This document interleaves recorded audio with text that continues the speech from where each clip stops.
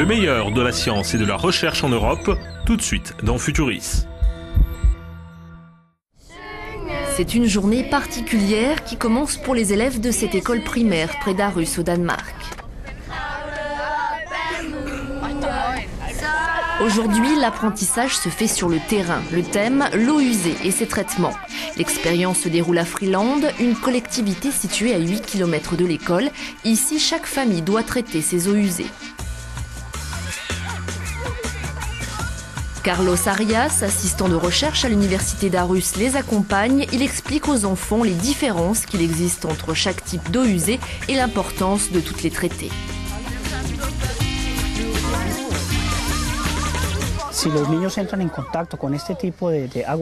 Ici, les enfants apprennent énormément sur l'eau usée. Ils peuvent la voir, la sentir et réaliser qu'il est très important qu'elle soit traitée avant d'être rejetée dans la nature pour ne pas être nuisible pour l'environnement. Avec ce genre d'enseignement pratique, nous essayons de les rendre plus ouverts, de leur faire comprendre que l'eau polluée peut être nuisible pour la nature, mais aussi que bien retraitée, elle peut devenir une ressource naturelle. Ici, l'eau usée est purifiée à l'aide de ces saules. Leurs racines absorbent une partie des particules qui polluent l'eau. Les élèves mesurent le niveau d'eau usée souterraine et son action sur la croissance des arbres.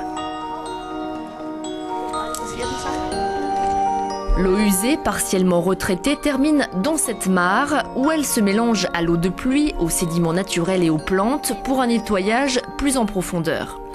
Les élèves mesurent le pH de l'eau et à l'aide de marqueurs de couleur, les taux de nitrate, phosphate ou ammoniac.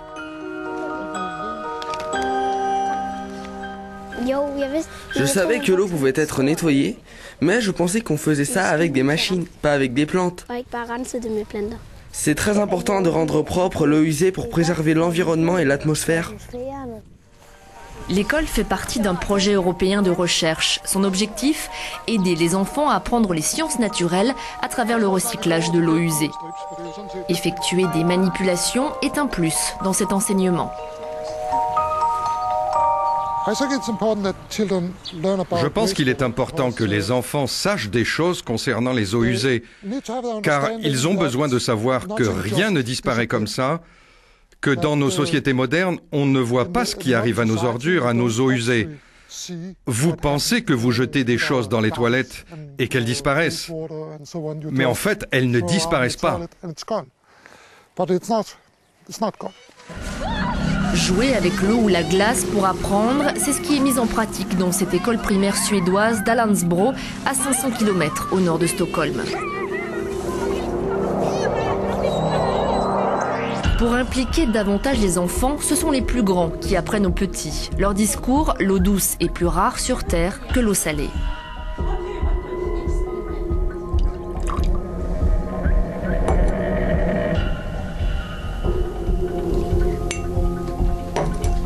Ils expliquent à leurs cadets que l'eau douce qui est polluée doit être nettoyée de manière à assurer une bonne qualité de l'eau que nous buvons.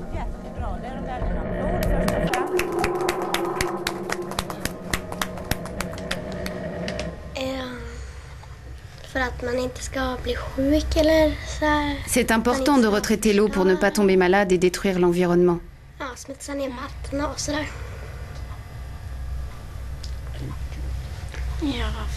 Il n'y a pas beaucoup d'eau douce qui soit propre. C'est important de connaître les différentes manières de nettoyer l'eau. L'école a fabriqué ce modèle réduit de recyclage. L'eau usée et sale de l'aquarium est pompée et rejetée dans un petit potager.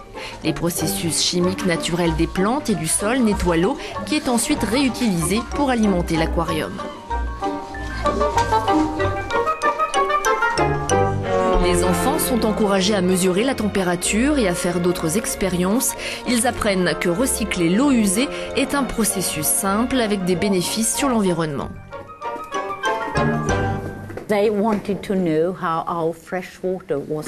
Après leur avoir expliqué les détails de ce type de recyclage, les enfants voulaient savoir comment notre eau douce pouvait être purifiée ici en ville.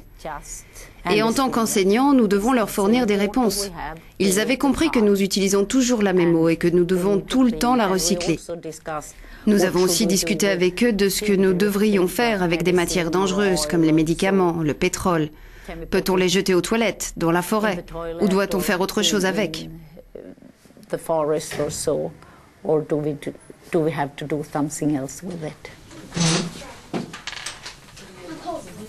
De retour en classe, place au coloriage des dessins de poissons identiques à ceux de l'aquarium. Voilà ce qu'ils ont retenu de ce qu'ils viennent d'apprendre. Les poissons font leur besoin dans l'eau.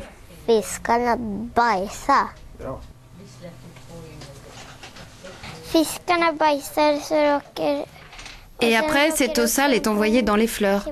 Les fleurs la nettoient et l'eau est redonnée aux poissons. Et après, les poissons mangent l'eau. Nils Eklund, professeur à l'université, est le coordinateur national de ce projet. Un projet que les enfants ont eux-mêmes annoté.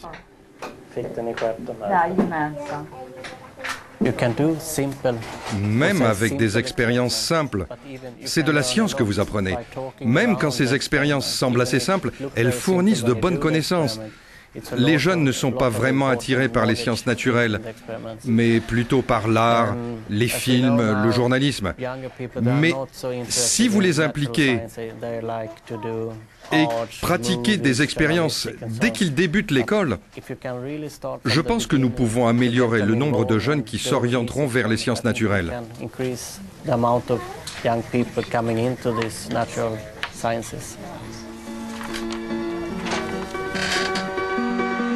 Retour au Danemark où les élèves de l'école primaire retournent en classe. Ils utilisent des outils chimiques rudimentaires pour analyser leurs échantillons d'eau et mesurer les taux de nitrate.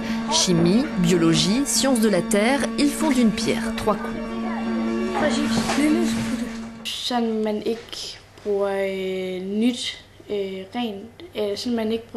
On ne doit pas utiliser l'eau recyclée pour arroser les plantes et les légumes. On utilise l'eau usée pour ça et pour d'autres choses aussi.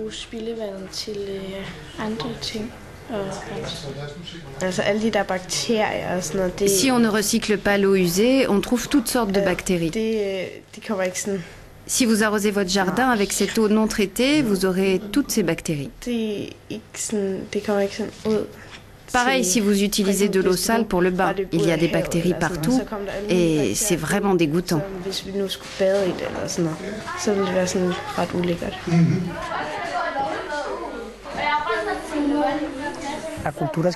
La culture scientifique est née de la curiosité. Je pense aussi que la perception scientifique des enfants est née de la curiosité. Et pour éveiller cette perception, les enfants ont besoin d'apprendre en faisant des expériences et en étant en contact avec des techniques liées à la nature, des techniques très faciles à comprendre.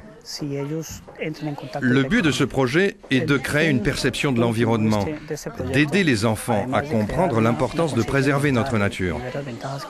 Mais son but premier est de promouvoir la curiosité scientifique et l'apprentissage des sciences dès le plus jeune âge.